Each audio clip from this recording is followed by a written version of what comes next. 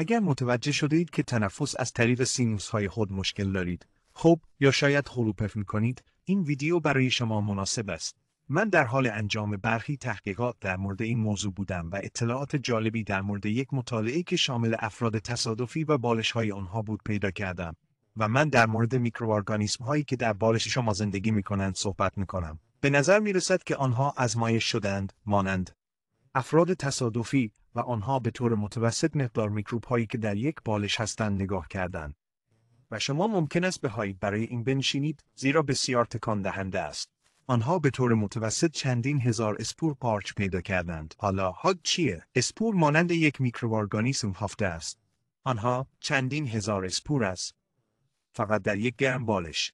و بین 4 تا 16 گونه مختلف پارچ وجود دارد، به خصوص اگر بالش شما از مواد مصنوعی ساخته شده باشد. ظاهراً آنها همچنین پوست مرده شما را می‌خورند و همچنین نیتروژن را از برخی از زباله‌ها می‌کشند. منظورم اینه که خیلی حال بهم زنه. و این یک علت بسیار مکرر رینیت است، مانند التهاب سینوس‌ها. و این قطعاً می‌تواند منطقه تنفسی را بدتر کند. و این اسپورها با رطوبت فعال می‌شوند، مثل عرق کردن، مثل آب دهان، رفتن به رختها با موهای فیس بعد از دوش گرفتن. و این اسپورها در واقع می‌توانند ریشه‌ها را به الیاف بالش شما رشد دهند. در واقع 4 چیز وجود دارد که شما فقط باید شناسایی کنید. شماره 1، آیا هیچ نوع رنگی روی بالش شما وجود دارد؟ زیرا این قارچ‌ها رنگ‌های مختلفی را ایجاد می‌کنند.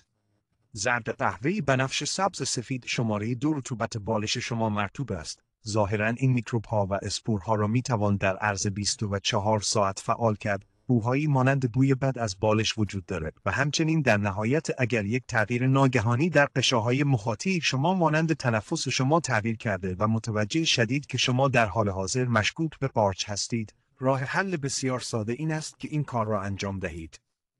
به برچسب روی بالش نگاه کنید تا روش شستن بالش خود را شناسایی کنید.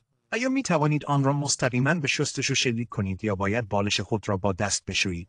شما می خواهید بالش خود را حداقل هر 2 سال یک بار بشویید و دارم خیلی طعنه میزنم. شما می خواهید هر ماه بالش خود را بشویید و شما می خواهید مطمئن شوید که هنگام شستن بالش خود را که شما آن را به طور کامل خشک، درست است، 100% آن را خشک کنید تا مرطوب نباشد، زیرا در این صورت زمین پرورش خواهد بود. در مورد موارد بالش توصیه می کنم هر هفته آنها را بشویید. من همچنین توصیه می کنم بالش خود را هر سال جایگزین کنید. منظورم اینه که وقتی تمرین می کردم یادمه بعضی از مردم این بالش ها رو برای دهه‌ها دارن باشه. خیلی طولانیه. به هر حال من می‌خواستم این راه حل بسیار بسیار ساده را برای مشکلی که میتواند وجود داشته باشه مطرح کنم و مسائل زیادی رو برای کیفیت خواب شما، کیفیت خواب همسرتون و سلامت کلی شما ایجاد کنم. در حال حاضر از آنجا که ما در مورد موضوع خواب هستیم، اگر می‌خواهید بیشتر بدونید که چگونه واقعاً یک استراحت شبانه خوب داشته باشید، این ویدیو رو در اینجا بررسی کنید.